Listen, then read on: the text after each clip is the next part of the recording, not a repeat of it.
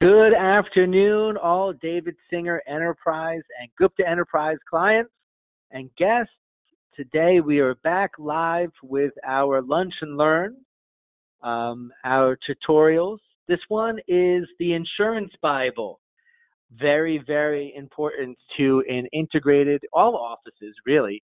You want to know what insurance companies by plan are going to reimburse you when you are sitting down with a new patient. So a new patient provides you with their insurance card, you do a verification, and you know what is allowed, but you don't know what is going to get reimbursed in many cases, especially if you're out of network.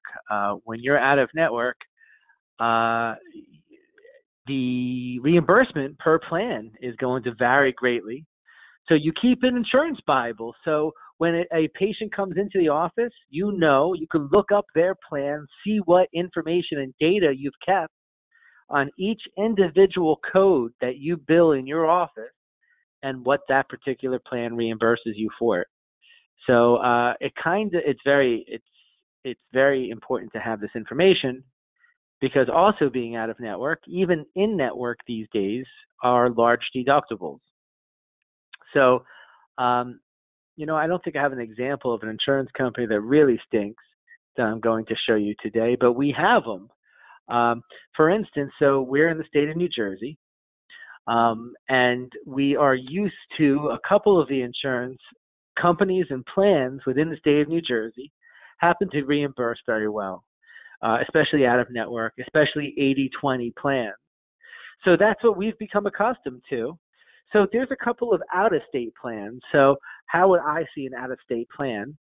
Well, you have our office is in an industrial park that has corporations that may have bases outside of New Jersey, but have either large staff offices of staff here or a subsidiary location.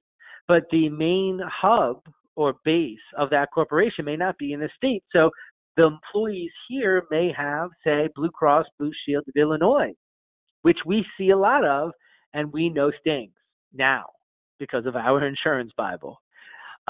Also, we deal sometimes with Blue Cross Blue Shield of Texas. Stinks. So an insurance Bible is good. It's good nationally.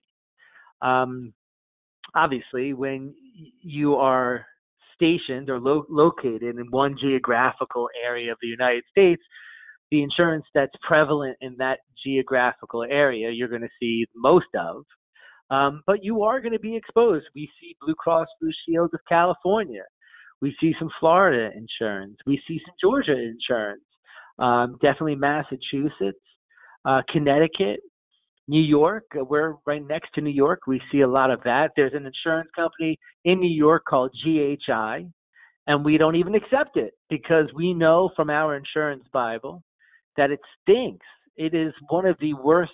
I think they pay, hold on, they pay $9 an adjustment. This is out of network. And they pay $34 for physical therapy. So now that's a really good example and why you want to have an insurance Bible. Why? So that if you know that GHI pays so crummy, that when before accepting that patient, you're going to have to tell the patient, hey, your insurance is crummy and we need additional funds from you out of pocket to satisfy our bill. And I want to tell you that right up front. Now, if you don't know that because you don't have an insurance Bible and that GHI insurance comes in and it looks pretty dandy from the verification, I think the deductible, I don't know, is a couple $100. And then it's 80/20 plans. You're like, and they're allowed all these visits. You're like, great.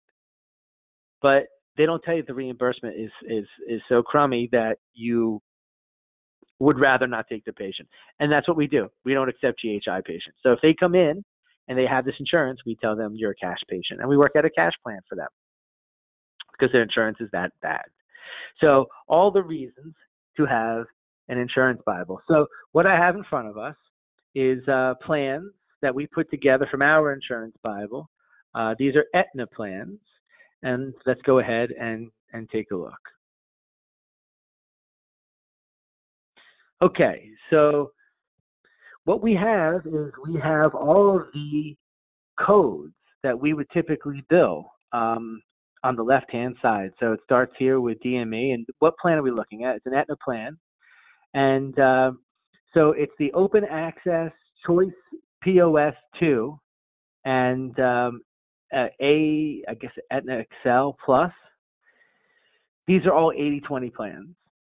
So the reason why they're grouped together, now we had initially separate pages for Open Access, Choice Plus 2, and Aetna Excel Plus, until we realized after doing our research and compiling our data that they're paying at the same rate. So in essence, these are all very similar, or if not exact plans with different badges on them. So, a Camry and a Lexus ES are the same exact car. So these are just different badges. So going down now to the DMEs that we have listed, the L3020, which is low back brace. I think that code may have changed, or maybe we don't use that one anymore. Or maybe that is the new code. I'm used to L6037, and I don't see that, so I think the code did change, yes. So what we're showing is, am I not showing the screen? I'm so sorry. Okay, so now you guys can see what I'm talking about. So here we are over here at the L3020. This is a low back brace for $600. This is what we build. You know what? The allowed amount. So Aetna, interesting. So Blue Cross Blue Shield will tell you what the UCR is, what the usual and customary rate of payment is, and then they'll pay you. So in other words, and we'll get there in a second, because this is just Aetna. We'll show you Blue Cross in a second, but in Aetna, they don't tell you the allowed amount. So with Blue Cross Blue Shield, let's say the allowed amount here would be $350, and they pay $306. I don't know if that math is right, but that would be 80% of that amount, of that allowed amount. Aetna plays tricks. They don't even tell you the allowed amount. They just tell you what they're paying. So I guess you could figure it out, because you can take the 306 and realize that that's 80% of the total amount, and then you can figure out what the allowed amount is. But it's not written here because it's not written on their EOB. So an E730, that is 10 units, and that's $510 that we bill. They pay $346.80. So going down, all of our medical codes, the 99203, which is the initial exam, we bill $275. They pay $62.56. So going in, $125 for the 99211, which is vitals. They pay $68. 20550, which is a trigger point injection, 1 to 3 muscles, $500. We don't have it. What that's paid. That's very strange. So we'll have to look at that. 205. Oh, maybe because we don't typically bill that. We typically bill the 20552, which is the 325, and that gets paid at $178.50. Now, here's a question. So if we know it only gets paid at $178.50, why would we bill $325? That seems excessive, and then that makes $250 about uncollectible, and it makes it more difficult for the billing and collections department to make goals. So why would we do that? Well, there's another insurance company that pays close to $325, probably $320 if we have it listed at $325. So, and that's the other thing. We know from the insurance Bible, because we can look and have historical data of what the different insurance companies and plans are paying us. And we can look at the insurance company that's paying us the best per code, and then we want to set our codes $5 or $10 more than the highest paying insurance company plan, so that we don't under bill for something that we can get better reimbursement on. And this is the nature of the game of insurance. And, unfortunately, it is a game. I personally feel that an adjustment is worth closer to what an acupuncturist receives for their visit. An acupuncturist receives, at least in the state of New Jersey, anywhere from $200 to to $300 per visit. Granted that it's more time intensive than a chiropractic adjustment, but it should be paid. I believe getting paid 50 to $60 for an adjustment is a little low. I think that should be closer to 100, in my own opinion. So, but I don't make the rules. The rules are made by the insurance company, and really, if a patient should ever speak to you in regards or questioning your charges, all you have to do is assure them that the insurance company is only ever going to pay what they feel is reasonable and customary.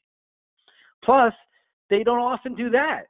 Right? We have to fight as doctors to get paid what we deserve because the insurance company is job is not to pay us or deny claims or really to pay out as little as possible. And that's a business model, and we get it. It doesn't make it easy for us, but I assure you that they're only going to pay us what they feel is reasonable and customary. So thank you, though, for your concern. I hope that satisfies your concerns. So going down, the J7321, that's actually the injectable for any kind of injection. Excuse me.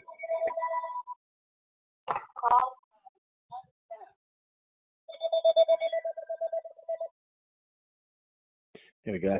That's how we handle that. So PT codes 97163. We don't bill that. I guess we had at one point, and that's why we have it listed. But we're waiting on information. We bill it so infrequently. We haven't received an EOB that tells us what we get paid for this plan. Maybe for another plan. And then acupuncture coming down here. So we bill $150 per unit. Per 15-minute unit. The 97810 is the first initial 15-minute time period for acupuncture, and then if we go over that, which we often do, is a 97811. We bill $150 for that. So in this insurance company, look at this. This insurance company pays $150 or allows $150. Actually, wait, no, it doesn't. Yeah, it's the paid amount. They don't show you the allowed amount, but they pay $150 a unit for each. So what would that tell me? If they're paying and allowing what we're billing, it tells me I should probably try to increase those charges. Now, I know because we recently increased our charges for acupuncture for the first time in about 10 years. And they don't go really higher at all for this unit. We're right at the max. So I think we bumped it up to $175 per unit, and they allowed $150.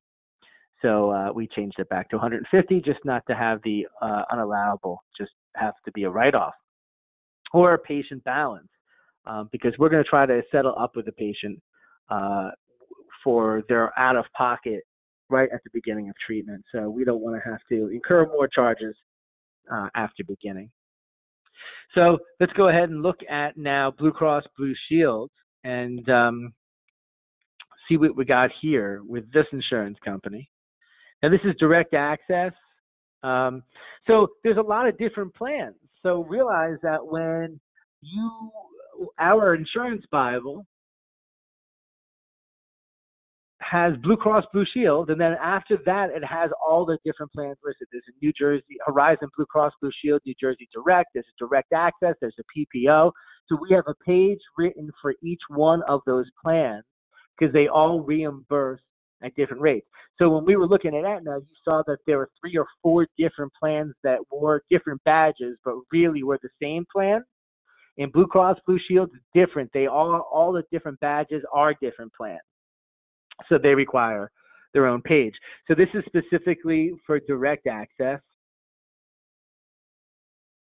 And here we go. So now with direct access, there are 2 plans for direct access. There's the 80/20 and the 70/30. So we've accounted for both. So again, the L3020 low back brace for $600. The allowed amount is $369.50. And again, why are we billing $600? Well, there's another insurance company out there that's probably allowing $580.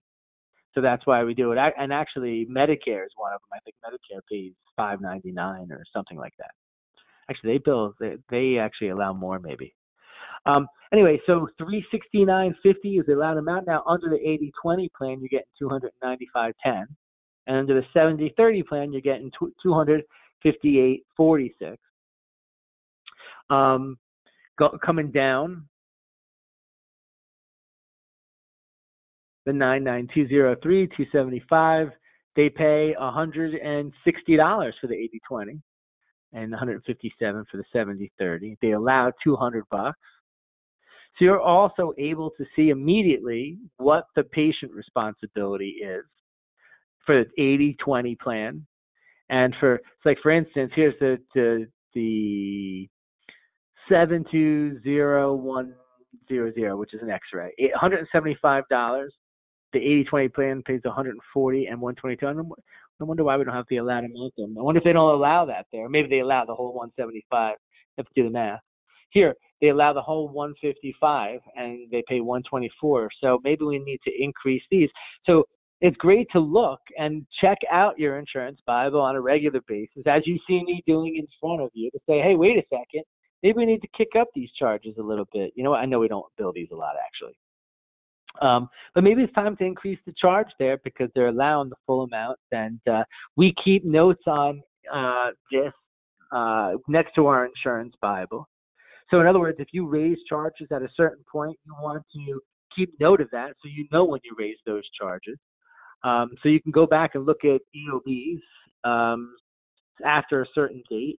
And also keep track. When's the last time I did change my acupuncture charges? I think we just tried that. Maybe it was 6 months ago, and we realized we were at the max still, so we kept it where it is. But looking at your insurance Bible, you can always stimulate and think about where you need to raise charges if where allowable. Let's see. So Cairo here, they pay 68. PT, all the charges. So it's imperative. How important do you think it is when you have a patient walk in and they present you with an insurance card, and you know immediately what all you get paid or reimbursed from that plan for every code that you do. Now, obviously, you're only going to apply these codes where medically necessary, but it's like a cheat sheet. You're able to know immediately what the reimbursement is from the insurance company. Why is that important? It's because then you know how much money you need to be able to collect out of the patient for their out-of-pocket contribution to make this care plan what you need to get reimbursed and happy with for your services. Going into it blind, like you could find yourself too far into a treatment program with a patient. Listen, as docs, we tend to accept patients no matter what insurance they have because we want to get them better. And then at the end of the day, when their EOBs come in, we're like, oh my gosh, we gave that woman $8,000 to $10,000 worth of service, and we're getting paid $300. When you have an insurance Bible, you make sure that doesn't happen. That GHI plan in New York that we don't even accept anymore, it happened to us several times where, well, not several, fool me once type thing. But I think it happened a couple of times before we're like, you know what? We're not taking this any longer. Forget this insurance. We had some patients who we've changed their lives, and then all of a sudden, the insurance just such that really, that was a donation, and that's cool. That's fine. I believe that it'll come to me in other ways, and some insurance companies, like the teachers insurance in the state of New Jersey, rock. So we get paid handsomely there. So it all evens out in the end. I'm just saying that it's good to go in and have that knowledge instead of going in blind. So, at this point, I'm going to see if you guys have any questions. Go ahead and type them in, please. But also, I'm going to have Stephanie come on. Stephanie is our billing manager and general manager. And she's the one who put this insurance Bible together and works with it on a regular basis. So if you guys, first I'm going to see, I'm sure this stuff is definitely would like to add. and also see if you guys have any questions for either one of us. Steph, you there?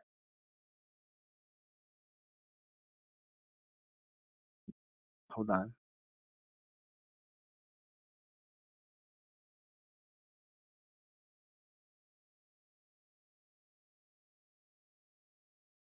I'm not sure we can get Steph.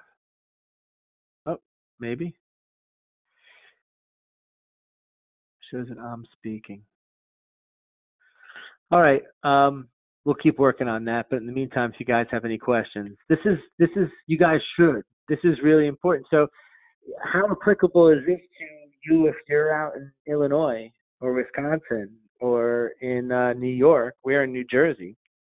Well, our insurance Bible is good, probably there too. Um, Ours is definitely going to be more relevant to you if you are in the New York or the tri-state area here, because of the insurance that we see on a regular basis.